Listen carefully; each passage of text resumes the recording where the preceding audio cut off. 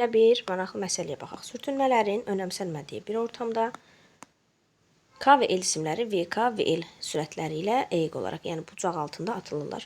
Buna görə yatayda aldığı yollar, yəni uçuş məsafələrinin nisbətini soruşur. Bucaq altına atılan cisim üçün uçuş məsafəsi 2Vx Vy bölünsün J ilə tapılır.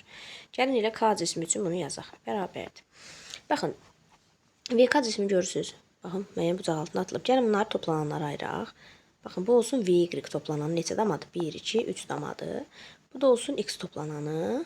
1, 2, 2 damada bu. Qoyaq yerinə. 2 vurulsun, 3 vurulsun, 2. J'ni də saxlayaq, onsuz da axırda ixtisar gedəcək. Baxaq, L elə. Yəni, L cisminin uçuş məsafəsinə. Baxırsan, proyeksiya ayranda Y eləyəcək 1 dama. 1, 2, 3. X-i eləyəcək, Vx-i eləyəcək 3 dama. Gəlin, qoyaq yerinə. 2 vurulsun, 3 vurulsun, 1 bölünsün J. İndi bunların nisbətinin LK-nı L-lə böləcəm.